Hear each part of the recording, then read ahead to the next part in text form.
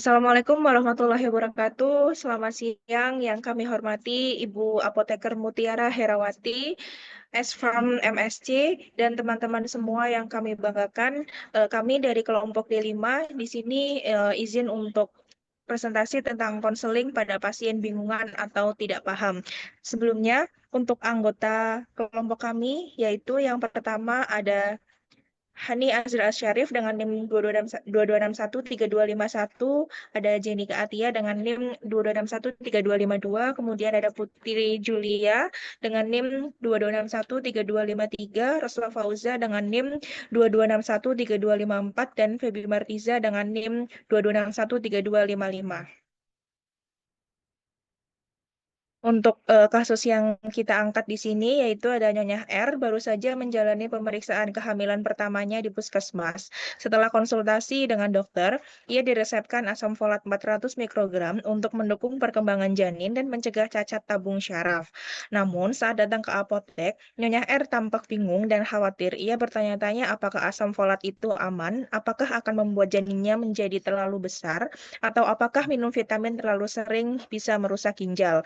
Nyonya R juga tidak tahu apakah obat harus diminum sebelum atau sesudah makan dan kapan waktu terbaik untuk meminumnya. Ia juga menyebutkan bahwa sebelumnya keluarganya menyarankan tidak perlu minum apa-apa kalau sudah makan sehat.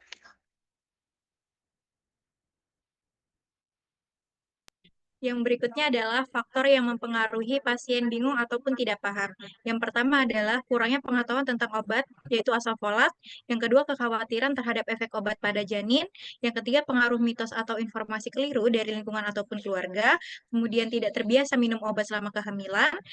Yang selanjutnya, kecemasan dan emosi akibat kehamilan pertama, kurangnya komunikasi yang jelas dari tenaga kesehatan sebelumnya, tidak tahu cara dan waktu minum obat yang tepat, literasi kesehatan yang rendah, dan tidak ada pendamping yang memahami informasi medis.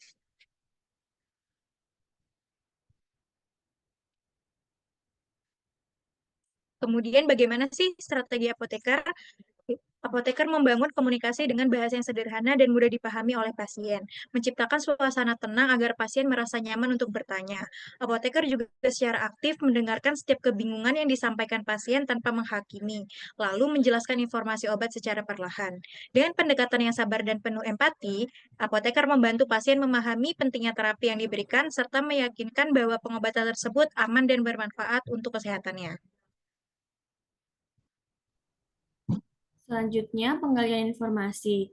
Karena pasien baru pertama kali menembus resep, sehingga dilakukan penggalian informasi menggunakan three prime questions, yaitu apakah dokter sudah memberikan informasi terkait obat ini, apakah dokter sudah menjelaskan cara penggunaan obat ini, dan apakah dokter sudah menyampaikan harapan setelah menggunakan obat ini.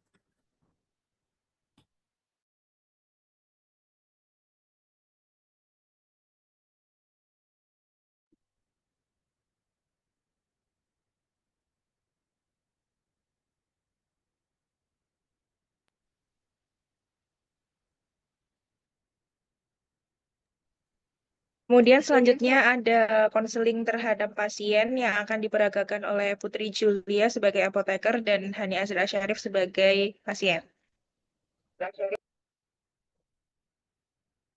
Pasien atas nama Nyonya R. Iya, saya Mbak. Selamat siang, silakan duduk, Bu. Apakah benar saya berbicara dengan Nyonya R? Iya, benar Mbak. Baik, di sini ada resep atas nama Nyonya R dengan usia 30 tahun dan alamat Jalan Kaliurang. Resep ini ditulis oleh Dr. Feby yang berpraktek di klinik MTH beralamat di Jalan Kaliurang kilometer 14. Untuk isi resepnya sendiri di sini ada asam folat 400 mikrogram yang diminum 1 kali sehari. Sebelumnya perkenalkan saya Apoteker Putri yang sedang bertugas saat ini. Mohon maaf Bu, saya meminta waktu Ibu sekitar 6 menit untuk menggali informasi terkait kondisi dan juga pengobatan yang akan Ibu eh, terima. Harapannya agar pengobatan ini dapat berjalan maksimal dan juga efektif. Apakah Ibu berkenan? Berkenan Mbak. Baik, apakah Ibu sudah nyaman di sini atau mau duduk di ruang konseling, Bu? Di sini saja Mbak, nggak apa-apa. Baik, untuk informasi yang Ibu berikan, tenang saja Bu, terjamin kerahasiaannya. Baik Bu, apakah resep ini sudah digunakan atau pertama kali? Pertama kali, Mbak. Baik, eh, untuk resepnya ini apakah dokter sudah memberikan informasi dan penjelasan terkait obat yang diterima?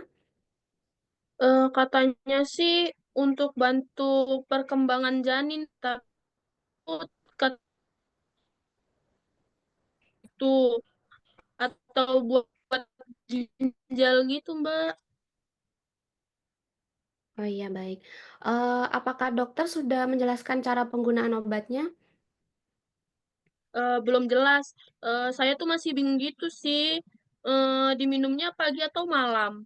Terus sebelum makan atau sesudah makan gitu.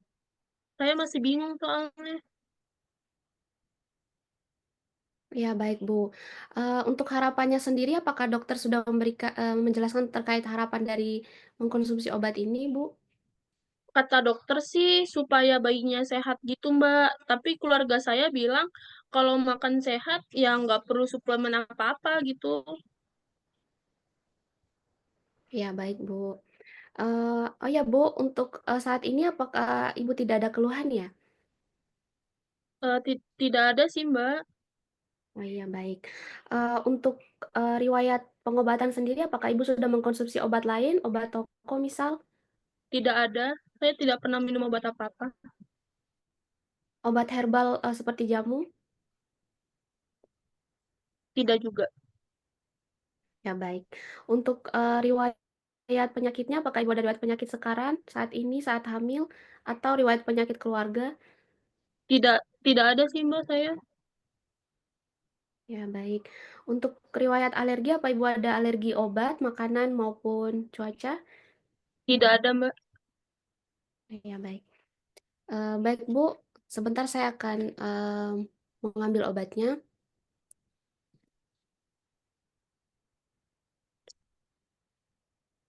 Baik, Bu. Ini obatnya itu asam folat, yang mana obat ini tuh memiliki indikasi untuk mencegah cacat tabun saraf pada bayi, terutama di awal kehamilan. Sebelumnya maaf, Bu, untuk usia kehamilan Ibu berapa minggu ya? Eh, Kehamilan saya itu 12 minggu, Mbak. Oh ya, berarti trimester pertama ya, Mbak? Ya, Bu. Berarti ini obatnya ini eh, asam folat 400 mikrogram, jadi dia sedianya tuh berbentuk tablet, yang mana untuk aturan pakainya itu diminum 1 kali sehari setelah makan pagi ya, Bu, untuk mencegah mual. Obat ini boleh diminum dengan air putih, jangan dicampur dengan teh atau kopi.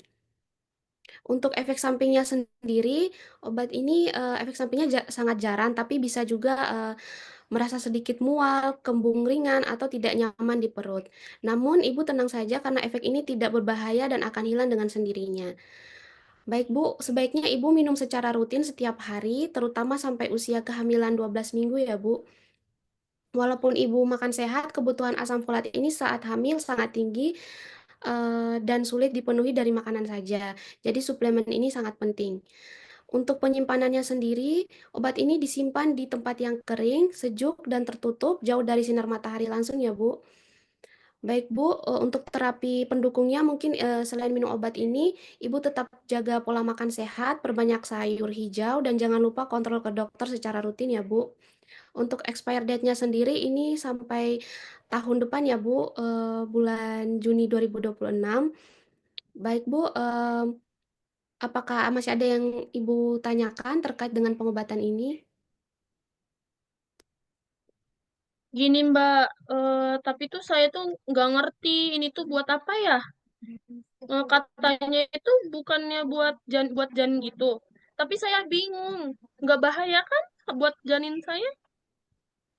Tenang saja Bu, asam folat ini vitamin penting buat ibu hamil, terutama di awal kehamilan.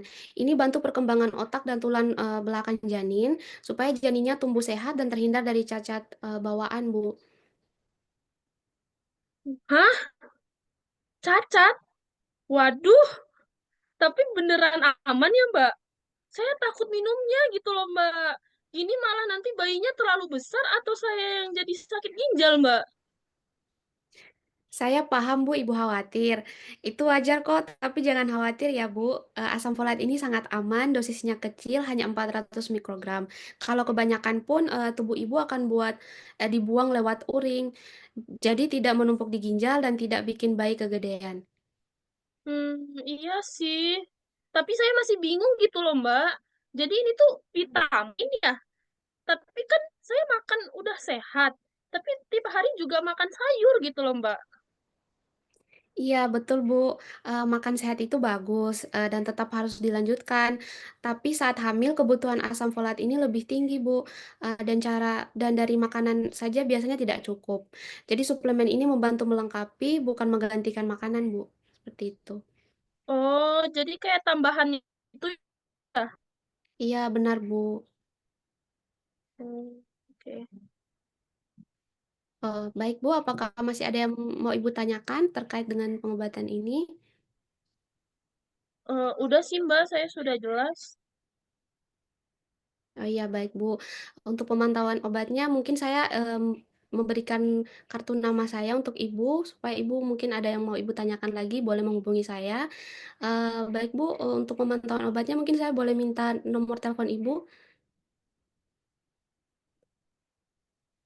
0811, Mbak.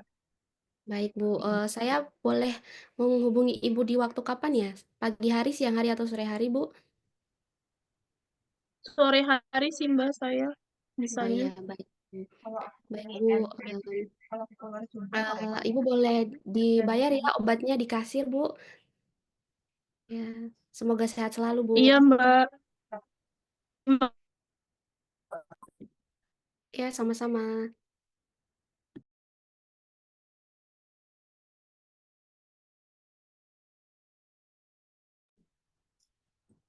Jadi kesimpulannya, dalam kasus ini diperlukan pendekatan yang penuh empati, kesabaran, dan penyampaian informasi yang jelas dan sederhana.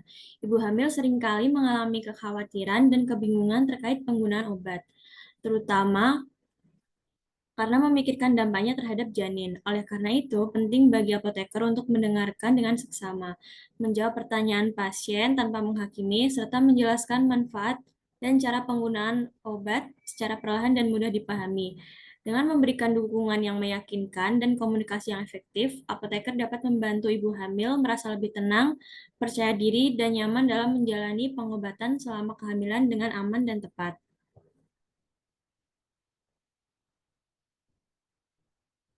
Berikut referensi yang kelompok kami gunakan.